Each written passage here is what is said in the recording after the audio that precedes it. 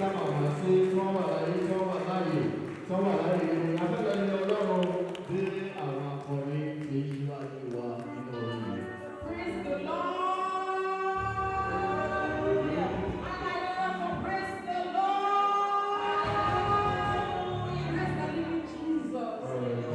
Praise the Jesus. Mo lè fi ó ṣe ọba tó pa wá mọ́, ọba tó dá ìlú bàbá wa sí pẹ̀lú èdè. Wọ́n sọ́rí ìdìbò láìsàn, àdàmú lórí wọn, àpá tí wọ́n ti gbàgbà kákàlù.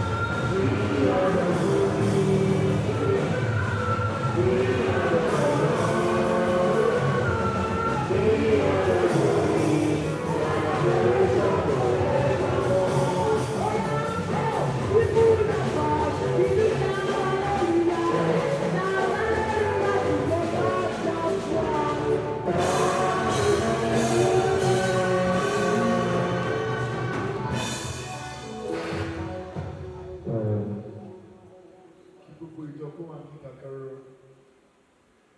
Bá fẹ́ gba ẹ̀mí rẹ̀ là yóò sọ ọ́ nù, ṣùgbọ́n ẹnikẹ́ni tí ó bá sọ ẹ̀mí rẹ̀ nù nítorí mi, òun náà ni yóò sì gbàlà.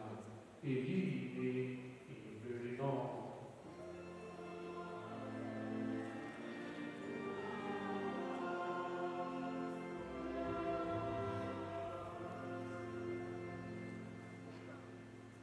Praise the Lord. Ẹ jọ̀ọ́ fẹ́ bẹ̀ wá lórúkọ Ọlọ́run. A ti bẹ̀rẹ̀ sí gbogbo àwa tí a ń gba àárín yìí lọ tá a gbà bọ̀ ó kùnà lọ́pọ̀lọpọ̀. Ẹ jọ̀ọ́ lè sọ pé ohun tá a bá ń ṣe nílé Ọlọ́run ká ṣe é tọ̀wọ̀tọ̀wọ̀. Please, tá a bá fẹ́ jáde, let's make use of the side doors, please. Ẹ jẹ́ ká bọ̀wọ̀ fún Ọlọ́run pẹ̀lú àárín yìí. Adara fún alórúkọ Jésù.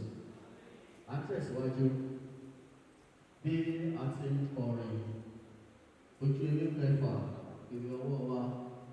Àwọn ṣàmà wá sọ́dọ̀ wa láti gba ọrẹ fún ìtànkálẹ̀ ìrere fún iṣẹ́ Ọlọ́run ní àyíká wa ní orí òkè orin Ọlọ́run ayé mi ẹ̀mí mi yọ̀ sí ọ.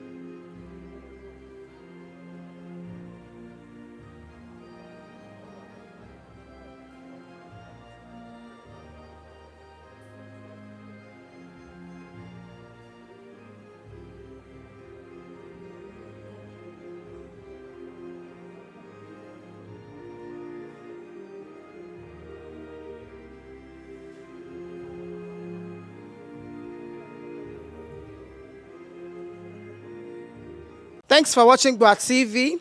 Remember to subscribe to our channel for more awesome videos. As we regularly release new content, we reward our top commenters every month. Thank you.